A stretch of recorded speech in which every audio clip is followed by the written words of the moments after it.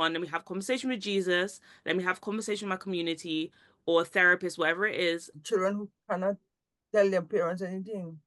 Yeah. And because of the relationship, because if they go to say something, the parents will boof them. Come, put out your hand. Pow, pow. Welcome to the Raising Kingdom Builders podcast, brought to you by the Perm Legacy Foundation, a podcast dedicated to equipping and encouraging you to grow in God, walk in purpose, and live out your faith boldly. You're listening to an episode from Mothers of Mothers. Get ready to be inspired, challenged, and empowered for kingdom impact. Let's dive in with today's hosts. Hello, and welcome to the Mothers of Mothers podcast. As you know, we're doing a lovely mini series here called Passing On to the Next Generation, and today is part 3. Oh, boo, boo, boo, boo, boo. We have to cry because it's part 3. It's the final part of this mini series, but we hope you really enjoyed it. We've spoken about passing on to the next generation from women to children, young female children, from women to young female teens, and now we're going to talk from women to adults as well, female adults. So without further ado, before we dive in, we need to do a little introduction to our lovely co-host here. So please introduce yourselves, mother and the mother of mothers. Okay, so I'll go first. I am Dr. Norva because I'm the mother. I just don't want people to take me for the mother of mothers.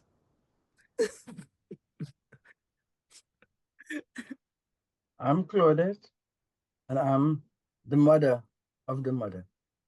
Hey. And as you all know, I'm Shernorva, and I am the child. Yeah. You're the I'm the daughter baby. I'm of the the mother daughter. of the mother. I'm the daughter and the granddaughter of the mother and the mother of the mother. Yeah. Okay, so today, as we go into the little points, the things we want to speak about, the first one is the importance of cultivating self-awareness and emotional resilience when you're passing on from mothers to female adults. So I'll open the floor. Okay. Oh, I thought you were going to start, but yeah, I don't mind starting. I mean, resilience is something that is so important for all of us to have because it is the ability to keep going, keep pushing, even when things seem difficult or when things are not going your way, or I suppose it ties in well with tenacity, where you have to be able to push past things when necessary, but even if there is nothing to push past and you need to keep going, that you're able to endure.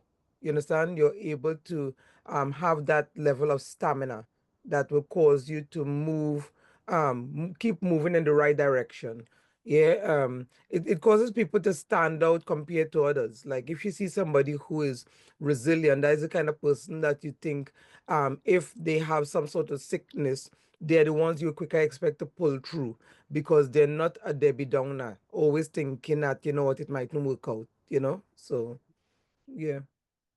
Yeah, I was just thinking as well, like when it comes to being self-aware, like when you're a child and when you're a teen, the whole thing is about growing and learning and you're just soaking in, you're soaking in. And I think when you go from transitioning from that teenage to adult, you have to become more self-aware of you, your impact in the world and your impact to just those around you, your community and your loved ones as well, because we have to recognize that sometimes our behaviors and the things that we're doing can be detrimental, and sometimes Mm, the behaviors and things we're doing can be positive as well. So being self-aware to recognize, do you know what?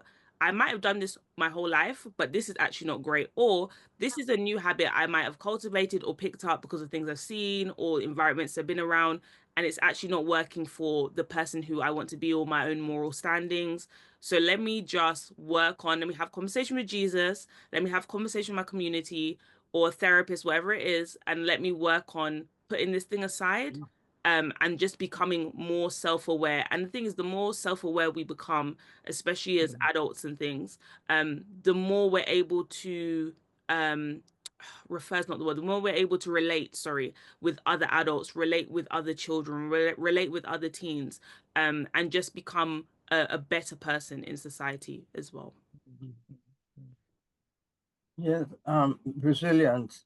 Being resilient is being able to push past situation in spite of. Don't make the situation overwhelm you, right? You have to do something, you push your all into it, Mm. you know? Because I find when you're resilient, you get through with things because of your mindset. You have that mindset that I will do it no matter what. I'll do it until it's finished, right? So when you have this mindset in seeing whatever it is completed. If it's a task, you go at it until it's completed, and you feel better because I have been able to achieve something, right? Yeah. But instead of leaving it just half half half half halfway done, Yeah. So you have to make that mindset to be resilient in whatever you go to do, right? And get the job done. Yeah. Yeah, yeah. There's a scripture in James. I suppose there are a few scriptures that talk about resilience, and a lot of times when you read in the scripture, they use the word perseverance. Um, but there's a scripture in James chapter 1, verse 12 that talks about blessed is the one who perseveres under trials. Having stood the test, that person will receive a crown of life, which God has promised to him. And we know that God has promised that for each one of us. I mean, I want us to, I suppose, talk about where it comes in as a young lady, where this kind of resilience and perseverance, which is the other word I said, is necessary and important in life. And the first thing is, as you continue to move forward, when you get to the dating phase in the first place, is less it happens less times that the first person that you meet, you end up, that's the person you get married to. And sometimes they in going through that, you could think, you know what, I don't want to go through this again. I don't want my feelings to be hurt. I can't take it. You understand? Yeah. But if you don't push through and decide, you know what, that's just one experience. Let me try my best to see what I could learn from that and move forward so that I'm always bringing the best, a better version of myself every time based on what I've learned. Then you're more, what would happen on the other side of that resilience is that you're more capable to handle those situations. You know what you're about and what you're looking for, because the time comes also when you get into marriage or parenting and stuff where things will not always go your way, and even in the world of work where things will not always go your way, but you still know that it's important for me to keep doing this thing. It's important for me to push through. The Bible says as children of God that persevering or having that strength on the inside is important, because we will go through trials.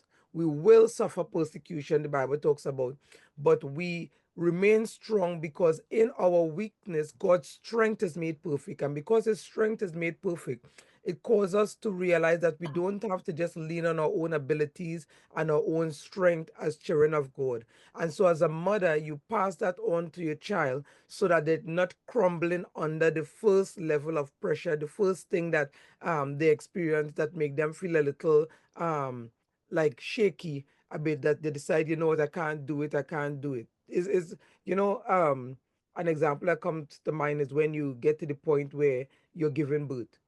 A lot of times while you're in that labor stage and the pain gets more heavy, as it gets worse, you are saying to yourself, oh, I can't. And the nurses, the midwife and stuff, they're there and they're telling you, push through, you could do it. There is never a time when a midwife and stuff say to you, don't worry, just close your leg and go home and you can come back when you feel like it in a month time or 2 months time. You can't do that. You have to be resilient. You have to persevere and push through, because the child on the inside of you is dependent on your coming out, their coming out normal is dependent on your ability to push through even when you feel tired, to persevere. You know, even though we have cesarean section and that kind of stuff, even that, by the time you, if you go through cesarean section, and it might feel easier in the hospital for some people because you didn't have to go through all the labor pains, but when you get home and you have that pain to deal with in your body, you still have to be a mother. You understand? So the perseverance and the resilience come there, where even in pain, you have to take care of your child. You might have to breastfeed. And even if you have help from other people, you are still the mother of that child. So perseverance, it is something, or perseverance, aka resilience, is something that is important for us to teach young ladies, so that moving forward they understand that, you know what, I need to have these things so that I can be a valued member of society, a valued member of my family, a valued member in my community. Yeah. And even with what you were just saying about perseverance, the scriptures that came to mind was James chapter 1, verse 4. Let perseverance finish its work so that you may be mature and complete, not lacking anything. And then Romans chapter 5, verse 3 to 5. Not only so, but we also glory in our sufferings, because we know that suffering produces perseverance, perseverance, character, and character, hope. And I was just thinking about, actually, when you persevere, especially as an adult, the character that comes out of that. And even like when we talk about James, about persevering, finishing its work, who you become in the process of the Yeah. resilience, of the emotional resilience, the resilience, the perseverance, is actually the learning curve that you need for whatever the next season is, or for whatever the Lord is doing in your life. Because actually those things that you learn in that time, that's what you take forward. Yes, don't get me wrong, I'm like everyone else, we love to get to the end of that journey, the end of the struggle. Yes, please, Lord, let's just quickly. And some things, like, the Lord knows what he's doing. So some things a quick work, but some things, it's what is the character and who you become in that process that is needed for the next season. So you have to go through the full process. And I think in adulthood, that's really important. Because actually, if you haven't learned, for example, the example you're giving about dating and stuff, if you haven't learned to be patient, and to be a giving person in that process, then by the time you get to marriage, you're not going to be patient, and you're not going to be a giving person, and be able to sacrifice selflessly as well. So there are certain things that you have to learn in different seasons to be able to do things in the next season as well. So the next point is about building meaningful and supportive relationships. Yeah, yeah. You know, this saying, "Show me your friends, and I'll tell you who you are." That's Mm, what comes to mind there, because you really, sometimes we hear people talk about building relationships, but I like the way this is put. Supportive in the first place. You need a community of people that you could stand by, and you know that they're there to stand by you. Sometimes you get into relationships and you believe that these are the right people to be around you, because you just go leaning on your own understanding.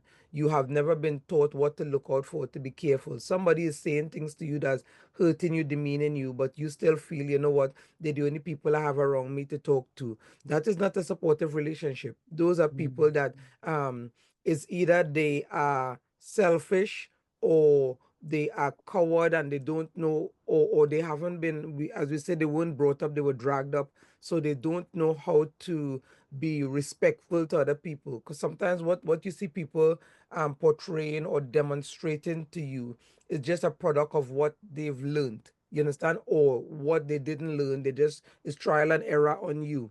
And so if people are treating you in a way that devalues you, makes you feel demeaned, disrespected, then you really want to be careful and begin to move away from that, so that you become, you're in an environment where you can share and know that what you're sharing people appreciate, but you can also learn and glean from them, because they are willing to share with you the things that they know.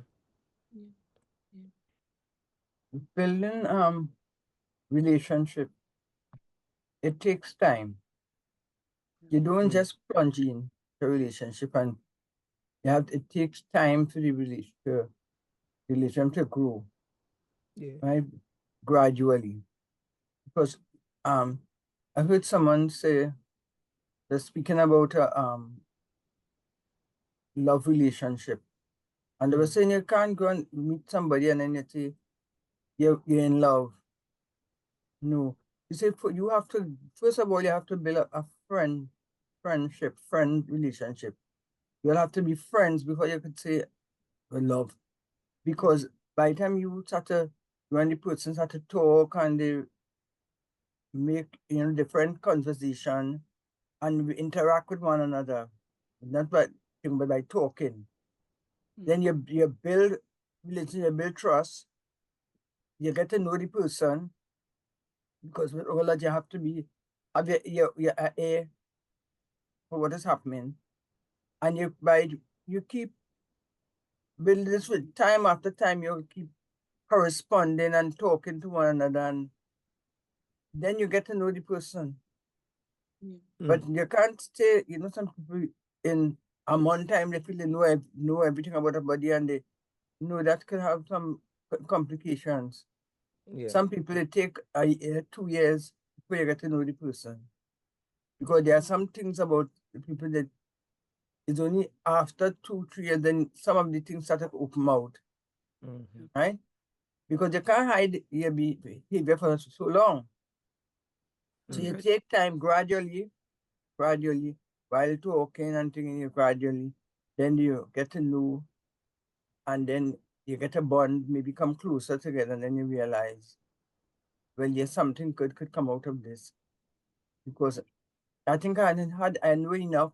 The Lord has me just more person to know enough about them to know if I will like to live with that for a lifetime. Right? So it takes time, and it's just say with other relationships, friend relationship, like you friends, you join a group, and by the time you join the group, you start to talk. Instead of listening, just listen and take time to know the person, and you start to divulge information. Yeah. And yet I didn't take, and sometimes the same information has come back as a whip. So you have to take time to know people and to observe them. And sometimes, some people like to yap plenty, yap, pop, pop, pop, pop, pop, pop, pop, and to that you have to listen out, because there are signs when you know that there are signs, and you have to observe and know the signs, right? I know if I would want to have this friendship for a long time, no, right? Yeah. So you have to be wise, and you have to have a to according to the air on the ground, so you could know what's going on. And I was just thinking as well, actually, based on what you were saying, Mamoy, parental relationships or guardian, however it is for you and stuff in adulthood, it's still as important as it was when you're a teen and you're a child. It just looks different because there's a level of independence that you're going to have now as you are older. However, having that space of having women, men, people around you who can pour into you, but also who can pull you up or also can give you advice or tell you that, do you know what? I've lived a little bit more life than you. There's another way to do this. And being able to be open enough to listen to that information is really important. Now, that doesn't mean as well that there isn't space for you to try things a different way and say, do you know what? I've heard of this thing. I've tried this thing. And I think it's really finding a balance of being able to give space to say, I'm taking in what you're saying, but I'm also going to maybe try this other way or this different way, but I'm not going to disrespect you in that process as well. So I think that's a balance that adults have to adults when they're looking at those who are older than them have to be able to find as well. And the other thing I was thinking about when it comes to friendships, I watched this clip of this podcast with Mel Robbins recently, and she was talking about how friendships look different in childhood to adulthood, because with childhood um you're already around people similar age, you're the same age group, you have similar interests, the proximity is there. And she said you get to adulthood and then you realize that everyone around you is at different paths and different spaces in life. And it might be different age groups as well. So she's saying that you really have to be intentional about friendships and building that. And I think if there's one thing from all that we're saying in this about like building meaningful and supportive relationships is step forward, take the yes, take the jump, go in, build the friendship, build a relationship, give it time. But I think as adults, sometimes we have to come out of our shell a little bit because not everyone, even if you're more extroverted, not every time you want to come up and say, "Oh, let's be friends," right? And if you're introverted, it can be very nerve-wracking to do that. However, in adulthood, you don't always have the proximity the way that you had in school. So you have to be really intentional about making that space. But that also means that sometimes, like a friendship, I could be still good friends with someone and we speak a few times a year. But it's understanding as well that our friendship holds space in that time, and then also being okay with that. Because sometimes you can expect more, and if you haven't communicated those expectations, then people can get disappointed. So yeah, I think adulthood friendships are just a little bit more mature, a little bit more time, a little bit more processing that needs to happen. But you can enjoy it. You can enjoy it still, and you need it. You need it. Yeah. But And sometimes we have to be cautious. Because if you see mhm, someone Mm. keep changing friendship over and over, Yeah. they cannot keep friends for long. You have to and watch, sit back and watch. Because sometimes they go into the friendship and making the same mistakes over and over. Mm. And I don't know, sometimes they don't realize it, you know? And then you yeah, have to check yourself, but some people don't check themselves. They just keep going and sometimes when they come out, they feel they're always right. Then Mm. something is not meshing because you as a friend, you cannot be changing friends, have friends over and over, and you are always right. Mm. Then you have to examine yourself and see where am I going wrong with this friendship? You know, and sometimes you could sit and talk, speak to someone who more stable than you, and they might be able to point out where you are going wrong. And then Yeah. you have to be able to take the correction, you know, because some people cannot don't take correction. Yeah. So you have to be able to take correction because if you will from the outside looking inside, you can see what happening and understand, right? And guide accordingly. Yeah. And I think that's a good point as well, recognizing that there are people around you who could be doing friendships better than you or could be doing family life better than you. And going Yes. and just asking questions, trying to see what do they do that you're not doing as well. The same thing you would do in school. You didn't understand the subject, you'd go to your teacher, you'd ask questions because they have more knowledge and more understanding in the area. It's the same thing with like everyday things and relationships that we have in life as well. Yeah. yeah. I was thinking about a couple scriptures and then also some points. And the first one is First Thessalonians chapter 5 and verse 11, and it says, "Therefore encourage one another and build each other up, Mm. just as in fact you're doing." If you are in a relationship and you are not encouraging, so it's not one person encouraging everybody, encourage one another. If you're in a relationship and because of the nature or behavior of all of you all, you're getting into wrong things. All of a sudden you all start drinking, all of a sudden you all start smoking or doing committing sexual sin one after the other. Things are just happening that are showing that you're heading in the wrong way. Then you're not building each other up. And the Bible talks about that. The Bible also talks about in 1 Corinthians chapter 15 verse 13, do not be misled or do not be deceived that bad company corrupts good character. If you go into a friendship, as we've mentioned, and all of a sudden, instead of you growing, so you're not being built up, you are going down. It means that you have somehow, whether it looks nice to you or not, you have gotten yourself in bad company, and so you have to be careful.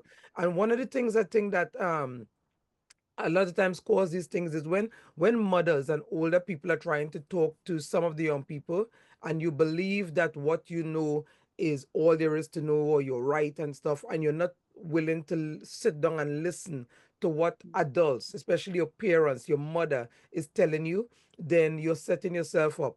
I think when a young person and their parents don't have a good relationship. It could be different reasons. It could be the problem is with the mom.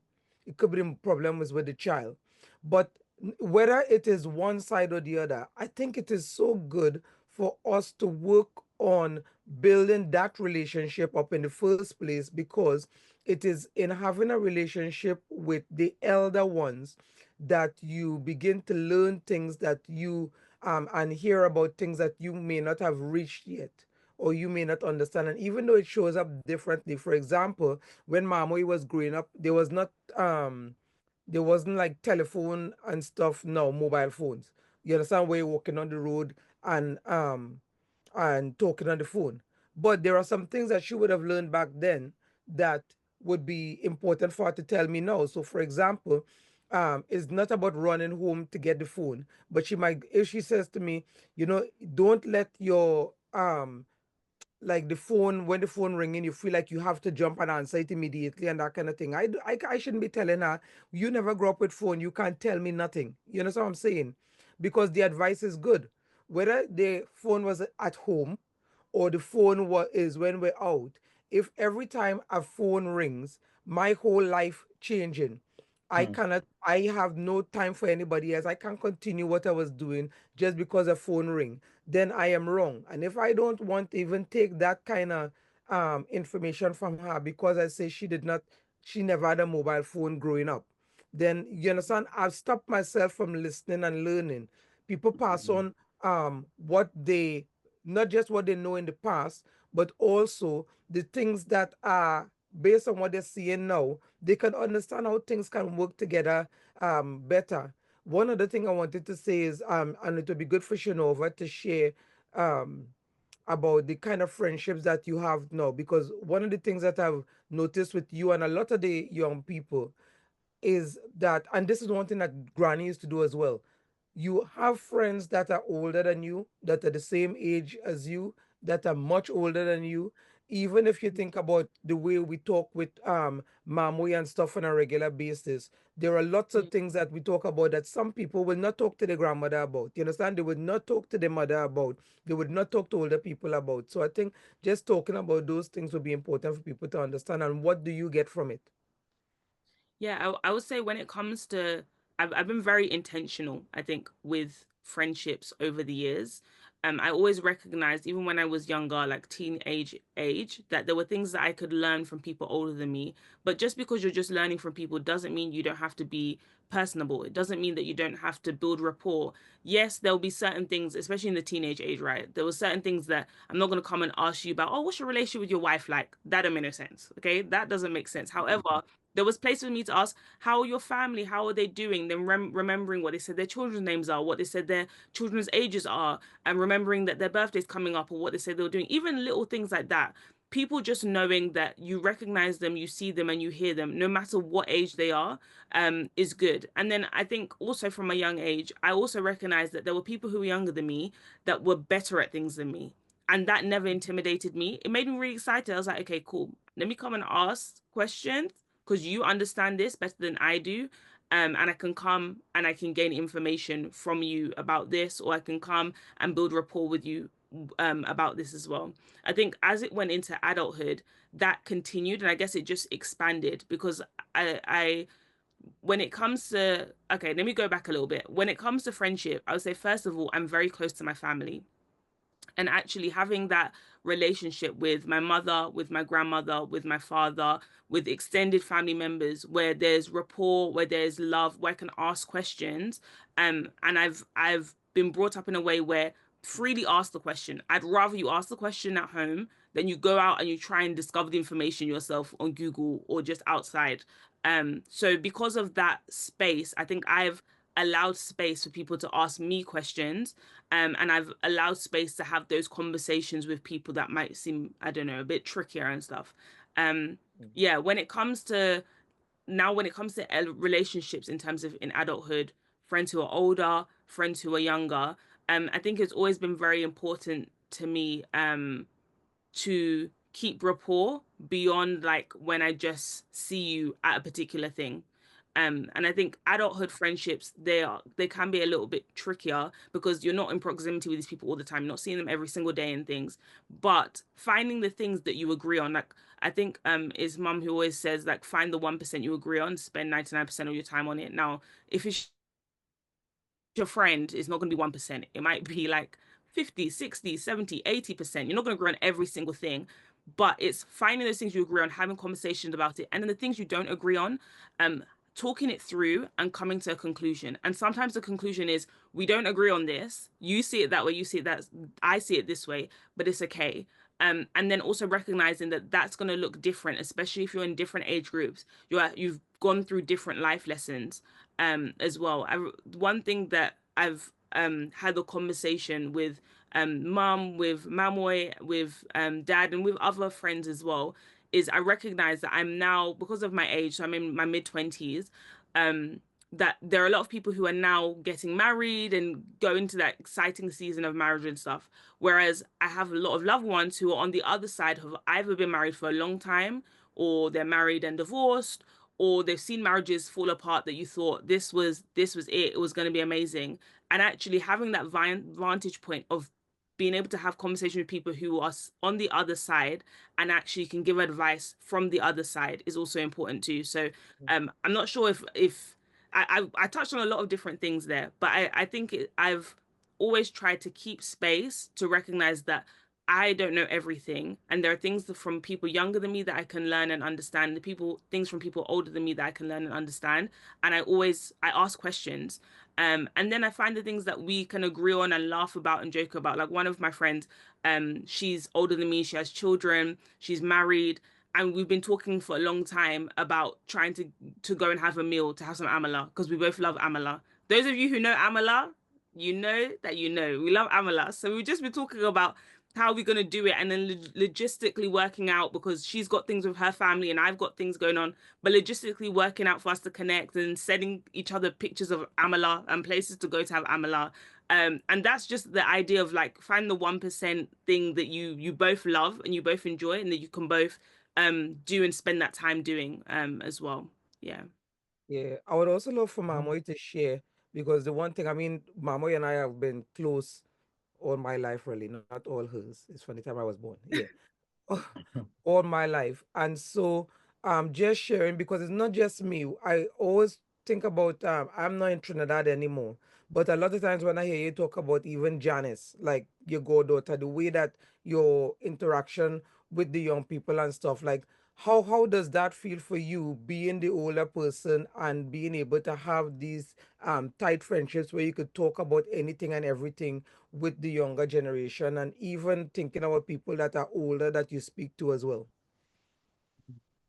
Well, it feels good because just yesterday, Janice and I, she called me, and when she called me, we talked for a long time.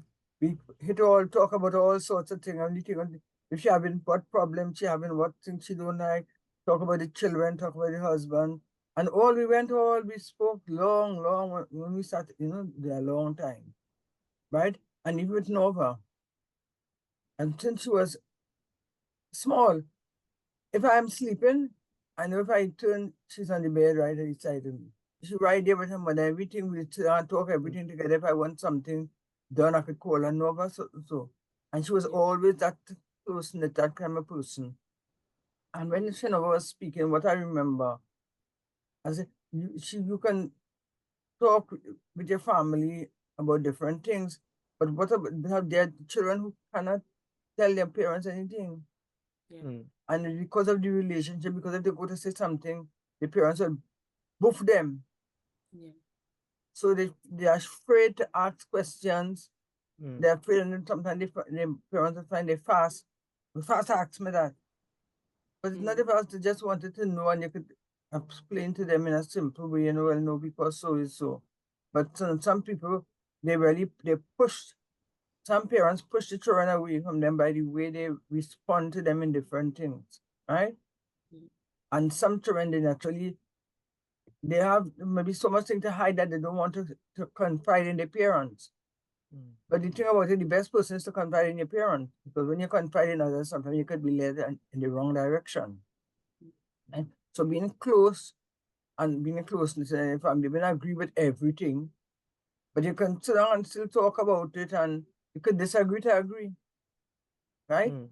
If in that while, but being able to be open and be able to discuss things is very good, right?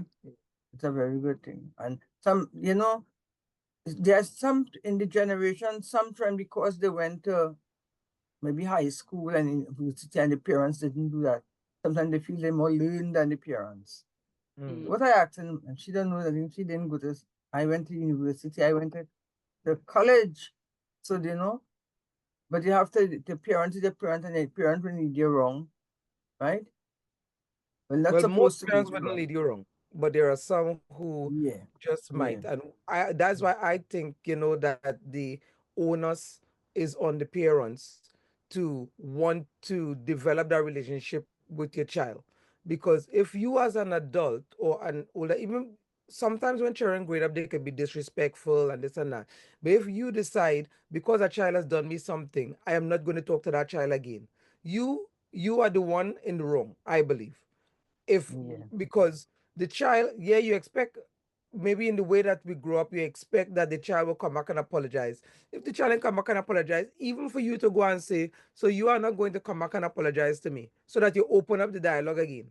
Just do something to Yeah. begin the conversation again. But something has to happen, because that's why we have this podcast about mothers of mothers. What can you pass down to the next generation? It's not just about how to cook and how to clean.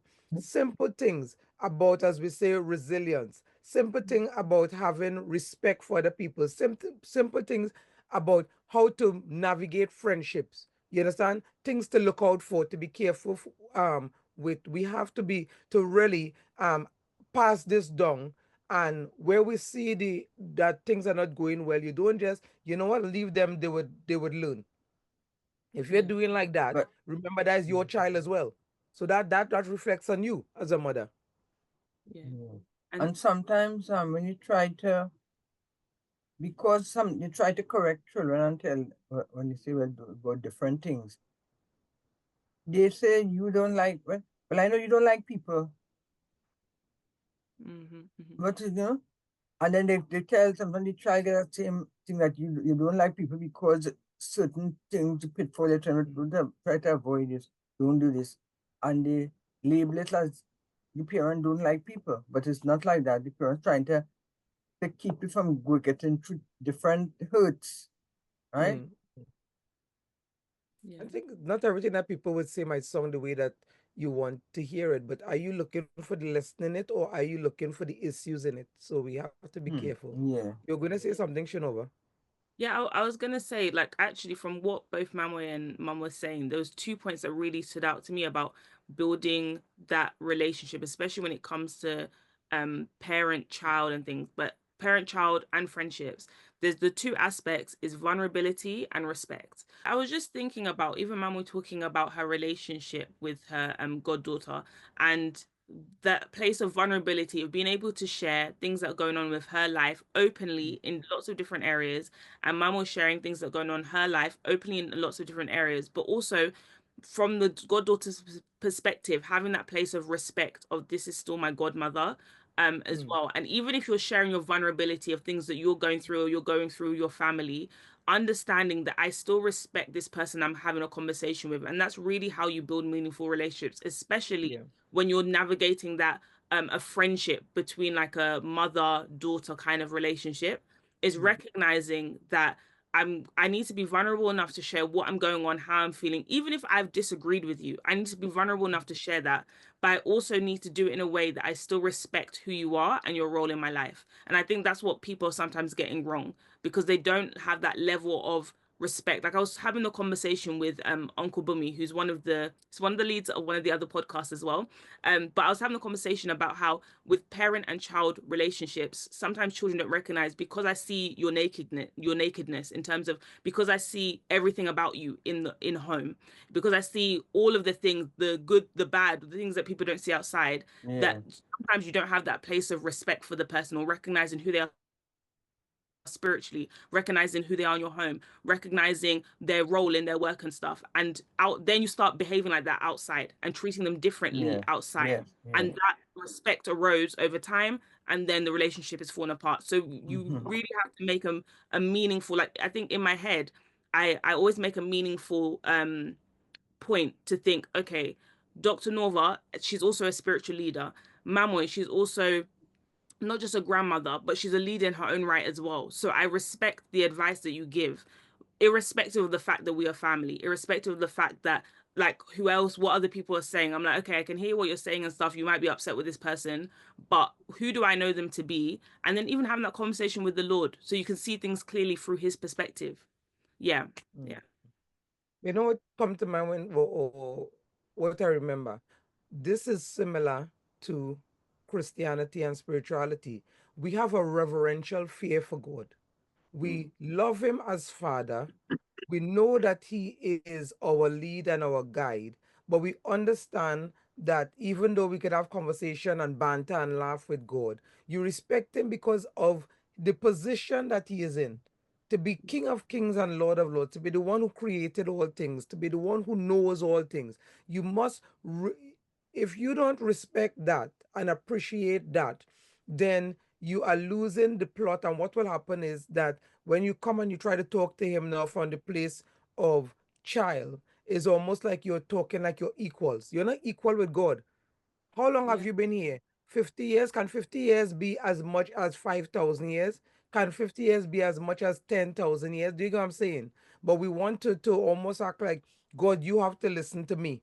I am big. I know what I'm talking about. And that's the same thing we want to do with parents. We have a good opportunity to learn how to respect God in his office when we think about the relationship that we could have with parents. And if your relationship with your parents is not good, even other elders. Show me that Yeah. it is not that you are disrespectful by letting me know that even if there is something between you and your parents, is not that no adult can speak to you. If no adult can speak Yeah. to you, check yourself. Check yourself because you're True, wrecking yourself. Yeah. true, true, true. I see And that happen so many times because children being disrespectful to the parents and even to to elders, you Mm, know. I mean, you try to, you see, you might want to correct them, and will find it, I'm doing nothing wrong, yeah, right? And I even hear people saying they quarrel with God. I heard a friend who was saying, how you can quarrel with? yeah, yeah. Yes, when God, I just tell him, I tell him, like want to quarrel with God, so you make God. And That is something I hear a lot of people be saying that I am always shocked. I'm like, you get like if you could when God thing, I just have it with God when thing I just tell him to and tell him Yeah, say what? You give yeah, life? You see, yeah, you come in such a way that just how you want to treat people, yeah, you want to treat God the same way. You yeah. know, yeah, he's yeah. equal. Yeah. And we have to Mhm. be so very careful about True. Yeah. how we treat. Instead, when you see people doing certain things and they're going something, you just get scared for them, Yeah, Mm. yeah, right? yeah, I mean, even when they're disrespecting elders, yeah. and if you everyone out to get you, everyone out to get you, Mm-hmm. you have to check yourself. Yeah. Yeah, yeah, Where am I yeah. going wrong? Mm-hmm. What am I doing wrong? Yeah, You, Sometimes you look around, you have nobody who could talk to put you on the right thing. Mhm. You is a law unto yourself. No, mm, mm, then you're going mm. and you're heading down a slippery slope, Yeah, Yeah. right? yeah, yeah, You have to check yourself. You have to check yourself. See if I go wrong here and I go wrong there. In that time, you have to sit back and say something wrong, something that not measuring up. So yeah, Mm. let me yeah. take a backtrack and, you Mm, know, yeah. yeah, And according to say, everybody can be wrong. yeah, Yeah. 50 million Americans can be wrong. Yeah. No, Why just Americans? I don't know, but yeah. there's not American to say, there's Yeah. some other thing to say to not American alone. Yeah. But you But know what come to mind with that as well? There are times as well where the parents and the child have an okay relationship and the child is doing wrong and the parent is not correcting the child. So the child will tell you, I've done this, I've done that, and you cannot say to your child, what you did there was wrong. I had a situation one time where in talking to the child and just saying to the child what you did is wrong, the parents was involved, and the way that the parents was talking to the child like, everybody is out to get you, don't worry about them. When I tell you the child was wrong, wrong, like, you're talking about, this is not just me saying that. You have about black from 80 white. people 80 people realize, and the mom was not wrong, but you are not willing, even when people talking, all you're trying to do is tell your child, don't worry, they're all out to get you. I'm like, wow, that to me is sad, because even if you want to stand up for your child, hearing the rights of the matter so that you can help to steer your child in the right direction is good. And maybe what they're doing is not wanting the child to feel bad in front of people and maybe scold them at home. But yeah, that approach to me is a sad one. It's very sad. I'm not saying embarrass your child in front of people, but yeah, standing up and telling your child they're all out to get you in front of other people. Yeah, and don't worry, we know this and we know that. I'm like, wow, wow, wow, wow, sadness, But, sadness. but sometimes I have some parents when trying to disrespect people, right there, they discipline the child right there in front of people, you Oh know. Lord, Do not yeah, be disrespectful, Papa, yeah, you know. yeah, Yeah. yeah. And I mean, telling a child that, I don't think it's too bad unless like you're taking it overboard. But back in the day, they cut your tail right in front of the child and maybe even made the person cut the child tail too. Yeah, Yeah. it was And licks, licks. Yeah, I beating in the child school and too. the other adult beating the child too. Oh They Hey, my. tell the child back in school and beat the child in front in the class, yeah, yeah, in yeah. front of everybody. You wanna be disrespectful to Miss Amrit? Come, put out your hand, pow, pow, or all over the body, plow, plow, pow. Wow. Yeah, times have Mm. changed. Those were Times the have, days. yeah. No, it have some people still But will that's do not that, good. you know. Yeah, that's not Yeah. good, because you realize that even when the Bible says spare not the rod and spoil the child, it is not literally always saying that you have to take a whip and beat a child. Back then, that's what they thought punishment and discipline was. And some people took it to abuse. But spare not the rod in terms of the rod of correction. As you are the leader. You understand? And if I am pointing to you and telling you, do not, that is correction in itself. But if you find that I'm speaking to you, and or you're talking to a child and the child is not listening, then the rudder correction is not working. So you have to think of, I mean, the earlier you start the better with all these things, because somebody at an adult now, which is the one that we're focusing on at this present time, there are things that you can say to adult, and sometimes as a parent you might have to take a step back, because they're just not willing to listen to you. But you really want to ask the Holy Spirit to lead and guide you so that And you do guide the you. best thing in the situation. Yeah, yeah, yeah. And I was just thinking, like the role between young females, when I say young female, adult females and mothers, that there's so much to pass on between Yeah. those two roles, especially because of the fact that with the experiences that we have are very similar. It might look different because of the Mm, time, the technology, but it's so similar that really there has to be space for us to have those conversations, meaningful and be supportive in the things that we're saying here as well, to really just take the time to learn. Like all of this, every single thing we're saying on passing on to the next generation, guys, it's about learning. It's about being open to learn, being open to take in, and being open to pour out. Because there'll be things that as a younger person you'll be like, oh, do you know what? So for example, let's say it's motherhood. You're talking about, oh, when I was younger, we used to do this XYZ, right? And then the person's like, oh, actually they have this new technology thing, they're using this and it works really well and stuff, and you don't have to carry the baby the whole time. You just put the baby in the thing, it rocks it or yeah. something for you, and then that could be really helpful. Or it could be like, oh my gosh, my rocking thing is just broken, I was using it all the time.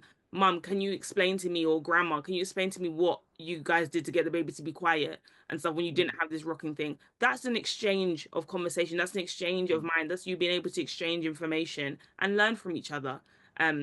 as well. Yeah. So the next point that we have is about empowering financial independence and literacy. Mm, mm. And that one, I mean, because of time, we could touch on it quickly, but it's important that a young lady doesn't grow up thinking that a man would take care of her, Mm. especially in this day and age. We don't know what tomorrow holds, and we're all hoping and praying that you'll be able to get married and have children and enjoy your life. Let's say it doesn't happen, you don't get married, and you were just waiting for him to come. How are you going to live? Depend on your mother until they die, depend on your parents until they die, ask your sisters and brothers for handout, ask the church for handout. That's not the way you want to live. And let's say you do get married. Nowadays, things are so expensive that just expecting a man to be the one to provide everything and you are not even pushing towards it, especially when, let's say, for example, when you have children, you might need to take a step back. Yeah, so you have to be in the home, or that your husband has a fantastic job and you'll really have the chance to do all that you can in the house. If you don't understand financial stewardship well, you could be wasting the money. You understand? Yeah. The money comes in, and you, instead of the money stretching, the money is retracting.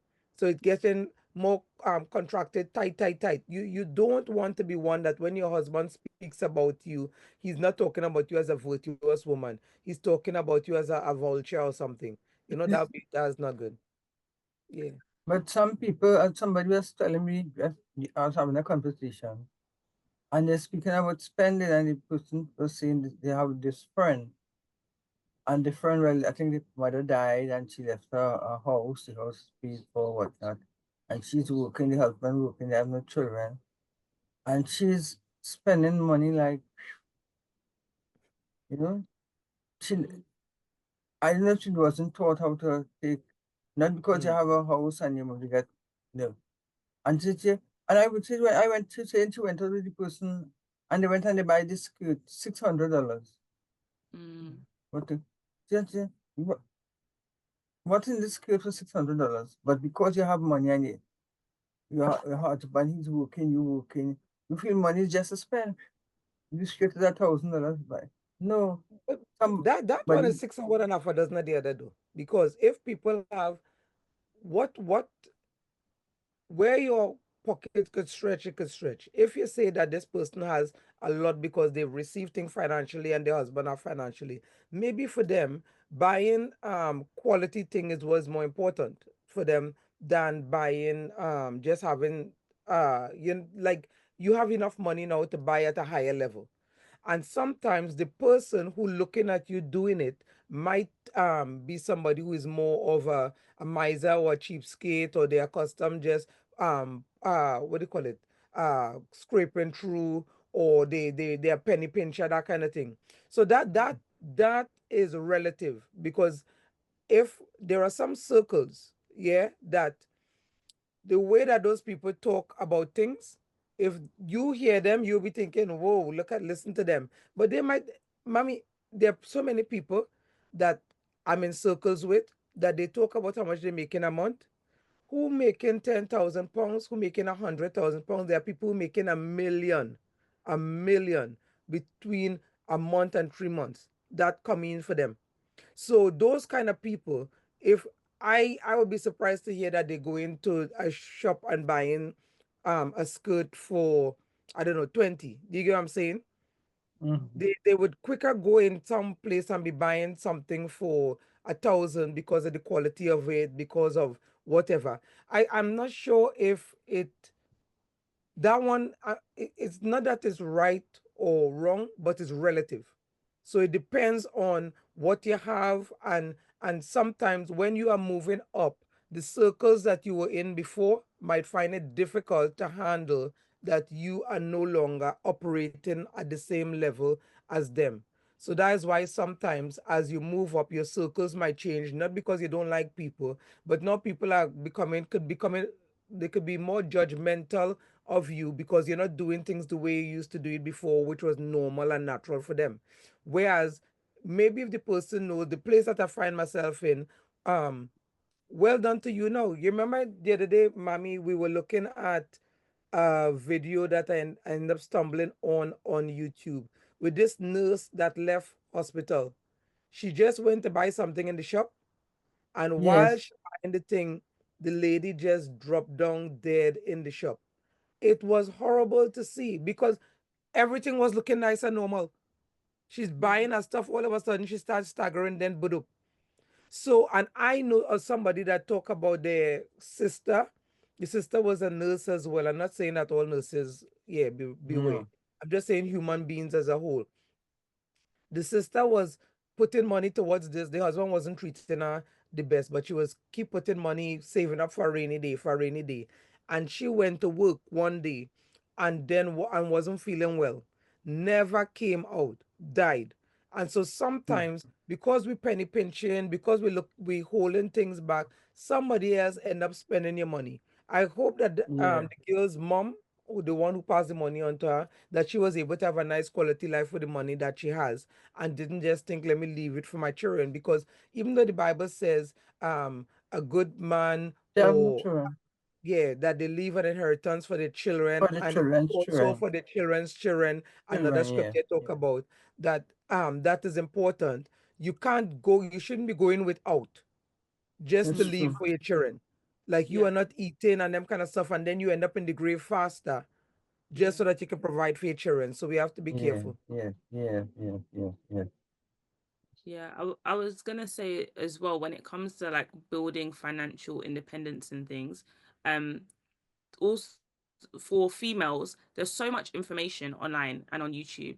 The things that even my parents that they didn't have access to. Now we're hearing about there's these funds and this way of investing and all those sort of things that were not, they weren't even open to us because we weren't in the financial bracket. We weren't the right race, to be honest. We weren't What the right about race. me?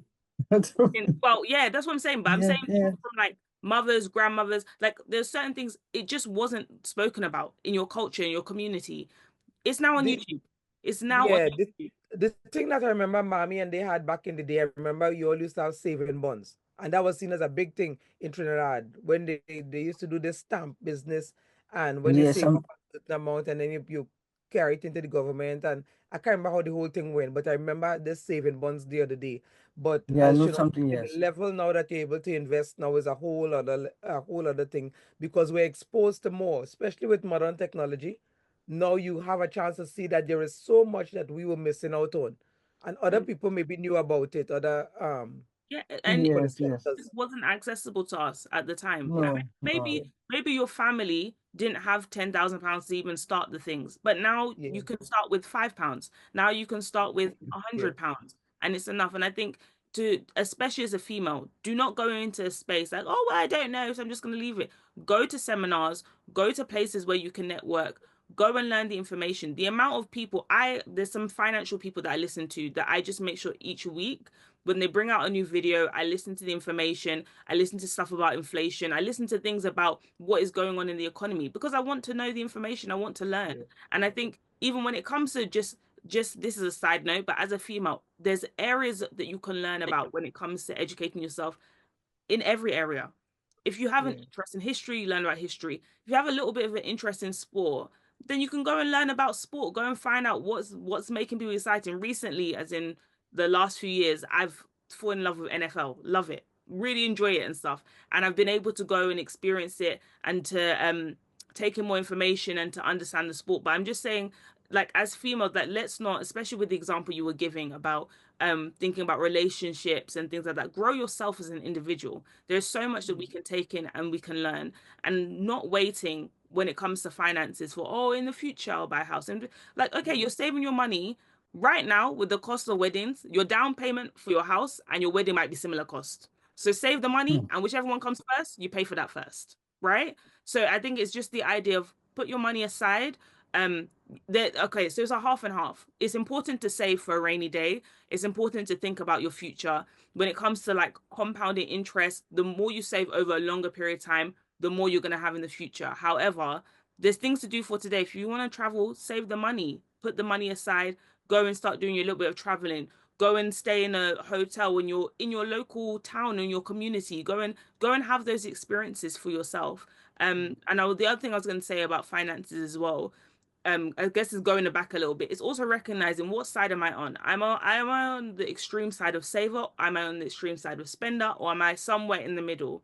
And then recognizing why you're like that as well. Going back, okay, so some people might be do you know what? I'm a spender because when I was younger, my parents like penny pinched so much that we didn't really go, we went without when there was finances there. Or they always made us go to this specific place and we never really got to travel and stuff like that. So now I've kind of flipped the other side and I'm spending, spending, spending. Or I'm a saver because my parents just spent free willy and they just spent, spent, spent. So it made me nervous. And it means that I'm even more on top of my money and making sure that it doesn't get sent like spent and stuff. However, both have their pros and cons, especially if you go on the extremes. Both have their cons probably more than their pros. So you have to really be careful of recognizing, why do I behave this way with money? What was the mindset behind it? And then find communities or go online and find people saying like, I used to be a spender. I used to be a saver. This is what happened. This is how it made me feel. This is what I recognize from all the financial things and stuff like that. This is where I am now, somewhere in the middle. This is where you want to get to, is the point where you are somewhere in the middle. Even if you recognize you're more of a spender or you're more of a saver, you still have tendencies of the other one, so you can be able to live a full life. Yeah. Yeah. And the thing is, I think at this time as well, for when it comes to finance, there are things that the younger generation can teach the adults or steer them in that direction, and vice versa. Because and with, as you say, with modern technology, you could go and learn so many things online, so many things, so that there is no reason why you just say, well, I didn't know that when I was growing up, so yeah, it stops here. No, you want to empower the next generation to do better than you. Yeah. Yeah. And some parents, they don't know about technology. Sadly. And some afraid to venture out, right? But there are some who will still try, well, so that the younger generation, they're more into technology. So they will be able to, some will be able to guide. So some parents don't know about these different savings, doing different savings and with bonds and right. But it's good to learn. It's good to learn because according to the older generation, but although it have some people in the older generation that knew about saving and they really did a lot of saving, right? Yeah. And they did savings and they did investments, right? But some people, they were more ignorant than others, that they knew about it, but they decided they wouldn't do it, right? Yeah. And some of them were put off by friends, So now you're interested in something, you go with the wrong set of friends. What you gonna do that for? We gonna do that? You never sure if you can trust them people, and opportunities come and pass you by. Yeah. But sometimes the person discourage you and they go and do it behind your back, you see. That is true. Yeah. That is true. Yeah. Sadly. Sometimes if you have money and you want to invest in something, it's to go and do it. And I fall in that bracket once. Something I wanted to invest in, and I mentioned it to somebody, and they told me, "No, don't worry to do that. So don't do that." So. And I'm sorry I didn't do it. Yeah. Right. And I think that's the thing about financial literacy, is really whatever people are saying around you, go and do your research to find out, what does that mean. People will be throwing out terms, ETFs, mutual funds. You don't know what it is. It's okay. Just go and research what it is. Go and find out what it is. There are people doing long interviews talking about these same things, just so you have an understanding. So by the time you go forward, you have, okay, I'm investing in this. I know why I'm investing in this. I know why I'm putting my money aside for this. And then, as you're saying, the things that you've learned, pass it on. Say, Mum, can you £100 a month, can you just put that aside? If they say yeah, they're able to do it, you set everything up for them. Mum, grandma, whoever the person is, right? You set everything up for them and stuff. You just let it keep going and stuff, knowing that in 10 years, 15 years time, that they have access to the money. Even 5 years, let's say in a year they decide they need the money, at least it was put, isn't it? At least now £1,200 has been put aside. They can pull out the £1,200, and they didn't even think about the fact that it was going aside. So yeah, there are so many ways that we can support each other when it comes to financial independence and literacy. And then you have to know what to invest into, because some of these things you invest in is scam. Yeah. Well, these days, I mean, scam is a penny a pound now, isn't it? Yes, some people lose so much money on the scam. Yes. Some of them they call and they talking like if they're your family member, they know how to clone voices. We really need discernment as well, you know. We really need the Yes. Holy Spirit to lead and guide us, because sometimes a child might be thinking I'm doing good too, and your parents could be telling you because the Holy Spirit telling them just to tell the child be careful. Or vice versa. The child saying to the parent, be careful. But because they've heard the name before, not realizing that this is not the same name. They've conned the thing so much. So I think depending on the Holy Spirit, so that we don't get caught on a way, caught Caught off in, that yes. that kind of thing Yes. is important. It's really important. Yeah. And I think to that point, I'll just add there's no such thing as quick money as well. If anything is Mm. telling you about getting money in 5 seconds in one day and there's no process, please, it's a scam. Run away. Yes. And I'm not saying Yes. that there aren't things that you can build, or for example, let's say you're doing Mm. social media and for some reason that first week one of your videos goes viral and you start making money. I'm not saying that money can't come quickly, but I'm saying Yes. Yeah, you would have had to build the videos, understand how the system works, understand how to do the captions. yeah, There are processes to these things before you go in and you just throw. So if they're telling you, don't worry, you don't have to do anything, you just need to sit in your house, that's it. And smile at the camera. Nothing, not Yeah. speaking. Please, please. Sometimes think through. If just in Yes. your everyday life to do mm, things, don't you have to do more than to drive your car? Did you not have to go and learn? To be able to live in your house? Yes, you're just putting on the light and stuff, but yeah, do you not have to pay bills? Do you not have to but understand how the system works? you True. know, but that is why people get involved in lottery and these things, and then end up spending much more money than they plan to, because they're thinking this one will work, that one will work, because all they need to do is to put the money and then Mhm. fingers crossed, and then it doesn't work out for them, and they end up, yeah, Yeah. And I mean, and to that point as well, do not put more money in than you're willing to lose as well. If you yeah, know you're putting Yeah. your life savings in somewhere and it's not backed by evidence, is not backed by years of da da da da mm, da da, you've mm, done your research, you've spoke to financial advisor, whatever the thing is. If you have not done it properly, and when I say financial advisor, I'm not talking about your friend Ben, who's just learned five yeah, seconds ago. I'm talking yeah, about actually going in different places and asking and finding out what are the buzzwords that are coming up and stuff. yeah, Yeah. Yeah. If you're not doing all of those things, please rest. yeah, yeah, Rest for a second. yeah, You would much more prefer that you waited a year and you learned the information, or you yeah, waited 6 months and you learned and you made sure that you felt comfortable and confident with this stuff and it was being used in different spaces. Then you jumped in after 5 days and you lost everything. yeah, Yeah. yeah. I think, I mean, the bottom line is that parents should really be willing to push their children to move, to advance further than they have, knowing that there are some things that you may not have learned or known because of the way that society was when you were younger. But don't let your children stop by where, based on your knowledge. Yeah. Encourage Right. them, but spiritually back them up as well, so that when the Lord begins to tell you to say this to them and say that, and yeah, because the Holy Spirit is the same Holy Spirit for as technology changes. He can Yeah. still True. whisper to you and tell you, do this, don't do that. This is the way, walk in it, that kind of thing. Yeah. Yeah. True. Yeah, so there were just two other points that I wanted to touch on as well. Because of time, we're going to have to bring it to a close. But one was prioritizing spiritual growth, and one was encouraging lifelong learning and personal development. And I will say that we've kind of touched on these points a little bit in the last two podcasts. So don't feel Yeah, like you're missing out on big loads of information. However, in adulthood, it's important to continue prioritizing your spiritual growth, because we said in teenhood, you've already started learning and knowing the Lord for yourself. Is about continuing to stay in that place. And then when it yeah, comes to encouraging lifelong learning and personal development, you have to keep learning. You have to keep growing.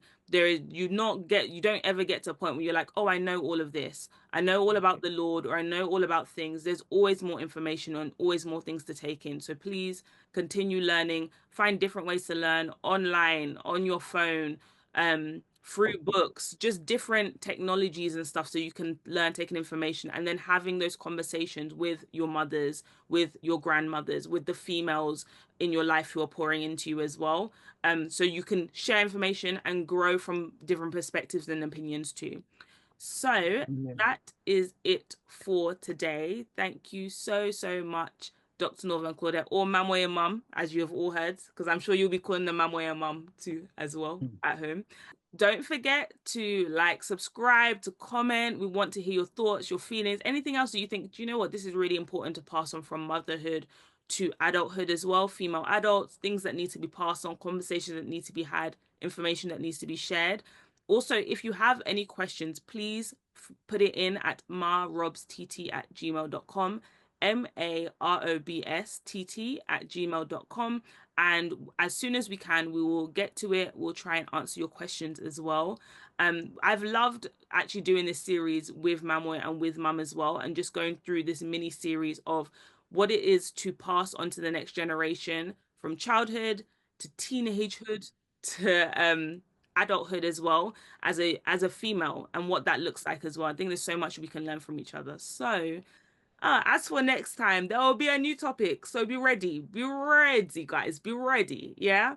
And we will see you all next time. Bye. Like, subscribe, comment. Yes. Yes, thank you, Mamoy. Yes. All right. Take Okay. care. Bye. Bye. Bye. Thanks for joining us on Raising Kingdom Builders. If this episode blessed you, be sure to subscribe, share, and stay connected. Keep growing, keep building, and keep walking in faith. And before we go, here's a word to encourage you from Prophetess Eileen. That we will serve God with our heart, with our soul, with our mind, and that you will make disciples of other men for the glory of God.